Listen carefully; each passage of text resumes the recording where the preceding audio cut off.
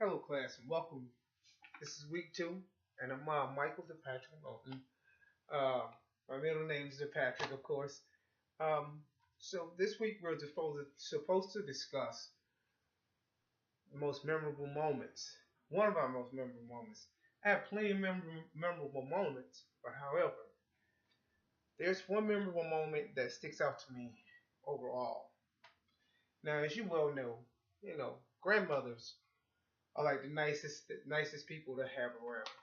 Unfortunately, I lost my grandmother last year in 2016. She was 91 years old. Very inspirational to me because she had always been there for me. Um, More so like a mother figure. Most grandmothers are more in the role of a mother figure. A lot of us that have grandmothers feel more closer to our grandmother than our own biological mother. Uh, that's what I would like to think. Um, so, grandmothers are very inspirational. And as always, they're the ones that always stand by and hold us and carry us through all the thick and thin. They're the ones when we're in trouble. We're always like, hey, when we're in trouble, we run to grandmother if we're about to get punished by our mother or father. Um, the reason why I brought that up, because one of my most memorable moments, as I was growing up and I talked about I'm in the military. Well, before I joined the military, I was working in Huntsville, Alabama. Um, and like I said, this is something that I always wanted to do. So I decided, hey, you know what? I'm gonna be out of here. I'm gonna head back home. Um, they had to actually come pick me up. I had a car. My car is kind of busted, but oh well. Life goes on, right? So mother comes to pick me up, and as I get ready to depart to leave for basic training. They take me to Montgomery MEPS, which is the military and processing station. So as we drove up that day, my grandmother was always talking to me. She always used to say, "My soldier boy, my soldier boy." That was my name. Even on her obituary, it read "My soldier boy," and I thought that was funny, but that's what she always knew me by. See, her father was in the military. He served my great grandfather, who actually served in the World War II in Germany. Had a lot of paraphernalia and everything else, but she was always fond of that. He had these swords that were on the wall. They were German handcrafted and made. And my grandmother used to always walk up and look at those and look at all the pictures from back in the days. And I wish I had some of those now. But when I decided to join, my grandmother was very fond of it. She loved her military men. She loved her military men. And I had broke that cycle from my great grandfather where there was a skip in generations that there were no military men. So, um, my grandmother and mother drove me up to Montgomery, Alabama. And for some strange reason, I was like wondering why they were looking around. And so my mother looked over to me and said, "Hey, well, son, we're here. I sure hate to see you leave."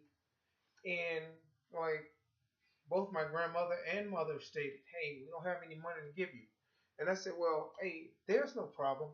It's no problem. I mean, I have been working, so I had saved some money. I said, I'll be okay. I mean, I'll leave tomorrow. They already give you money in advance anyway, but I didn't need the money. I was fine."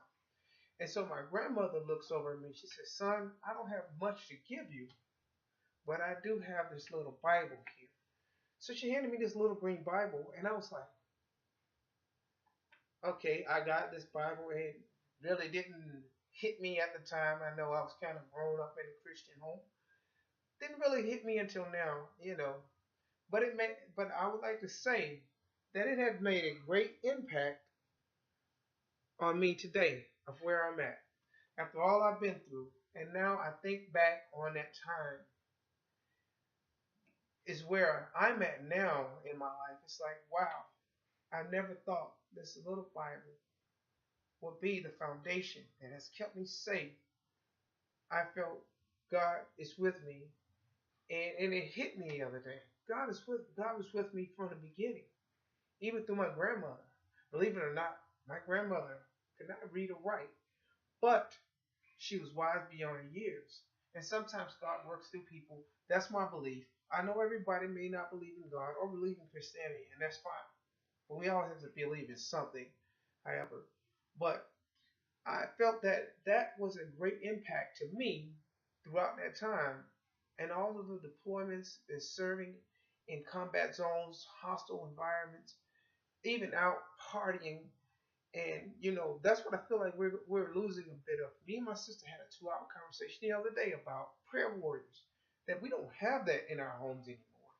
And to think about it, my grandmother knew how to pray for certain. My mother also. But my grandmother knew how to pray. God, she always told me, God's gonna watch over you, son. God's gonna take care of you. She prays regardless. So now that's something I've learned to do day in, day out as I talk. Because looking at that, and as we all talk, who will stand in the gap now? Now it's my turn to step to the plate.